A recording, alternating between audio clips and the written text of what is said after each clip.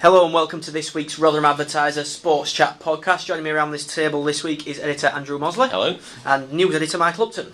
Hello. So gentlemen, a few days the dust has settled on the 2-1 defeat at home to Sheffield Wednesday in front of the Sky cameras on Friday night. Michael, just how did that scoreline reflect the way the match went for you? Not really, no, it could have been a lot worse. I think it's ironic that a year ago we were talking about JCH's screamer downing Leeds in front of the Sky cameras, and they really did fail their screen test, Redfern's team, this time round. I mean, yes, Wednesday have spent a lot of money and brought a lot of new players in, but it couldn't have gone much worse for Rotherham, could it, really? No, it couldn't have. I mean, there's some sections of Rotherham fans, Andrew, saying that 2-1 flattered the Millers slightly. No one would have argued if it were 3-0 or 3-1. Could you put this down to the fact that Redfern made no changes from that great performance on Tuesday night against Reading, whereas Sheffield Wednesday had 6 or 7 changes to make? Definitely, to a degree. 3 games in 7 days is quite a lot to ask, but Neil Redfern obviously felt that he could keep that same team and that they'd be able to put in a competitive performance, and they didn't. And I think that only a week ago, Steve Evans is on Sky TV saying he's left a team behind that can finish mid-table, and they wouldn't have got relegated if he'd have been at the club for 10 seasons. I think in 3 weeks, 2-3 weeks, Neil Redfern might have found out that's not quite the case. Michael, a lot of talk about Tom Thorpe. He'd come back in from the dark on Tuesday night with Richie Smallwood's suspension and played in that holding midfield role and had an absolutely outstanding game. He was man of the match for a lot of people. Redfern kept his faith with him against Sheffield Wednesday, and he was a little bit anonymous, as were several other Rotherham players, in all honesty. Do you think it's time now to maybe take him back out of the spotlight, or do you think if you're good enough, you're old enough? Well, Thorpe's a strange one, because of course he had one of the most disastrous debuts we've ever seen in that opening game against MK. But I think it might come down to 2 games in 4 days. I mean, they were unfortunate that they had such a tight fixture schedule, and I understand why you want to keep faith with a team that's done well, but you do have to wonder why he didn't bring Richie Smallwood back when he was available.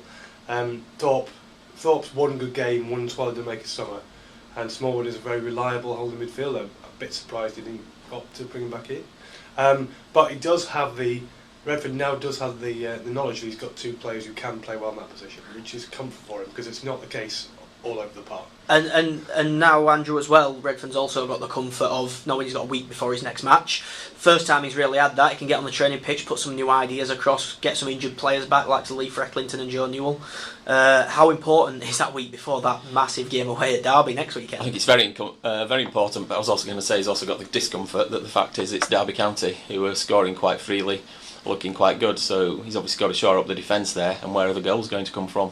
I think that's a big problem that we were talking about a year ago, and we're still talking about it now, and nothing's really changed in that. Well, that's that right, respect. Isn't it, Mike? I mean, you can't really rely on Matt Derbyshire to get too many goals, as he's proved throughout his Rotherham career so far. Johnson Clark-Harris looks good in spells and looks very good when he's coming deep for the ball and winning headers and things like that, but is he going to be a man who gets you 15-20 goals a season?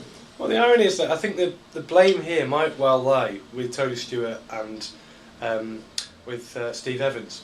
I was a big fan of Steve's, and I remain a big fan of Steve's. I think he's an entertaining guy, brings a lot of entertainment to football.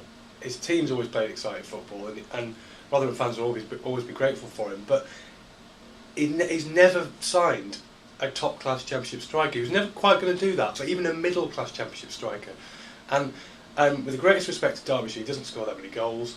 Johnson Clark-Harris, even when he's been given a run, has found it difficult to do that. And Jordan Bowery, he's been an unqualified failure, really. So that's going to persist.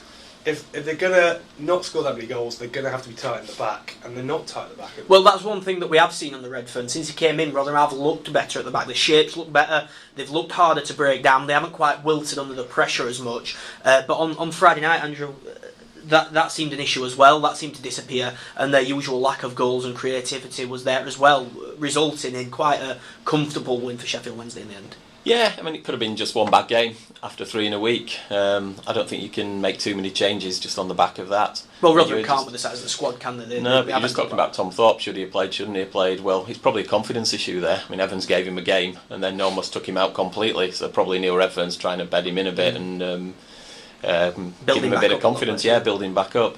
Obviously, there were issues defensively. Like you say, they've got a week to work on it.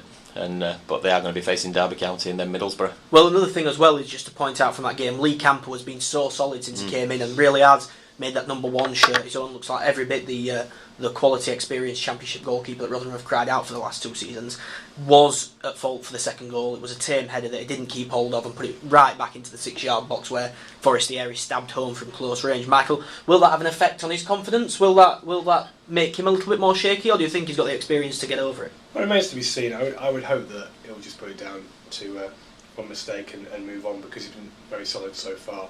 But again, it just goes to show if you are leaking goals, that a mistake like that can have a big impact. You can't rely on the goalkeeper all the time, can you? Especially if, as a team, you're not getting the goals you need.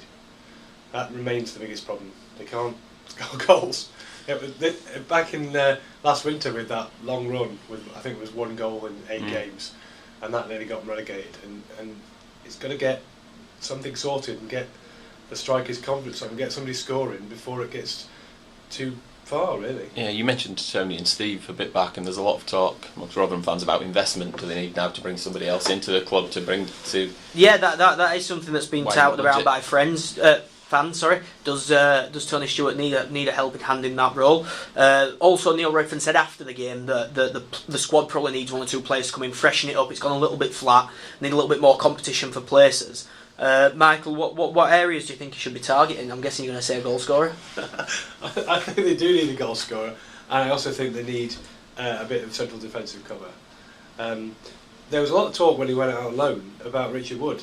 For some reason, he was cast out.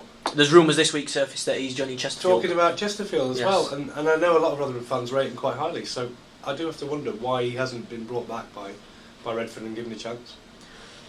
Yeah, I think there's no one truly replaced Ben Pringle either, who was blew hot and cold, but he was a creative player. I think that's a little bit harsh because Joe Newell has set up a lot of goals this season. Joe Newell has, and a few from set pieces as well. Danny Collins has scored a couple from set pieces that Joe Newell set up.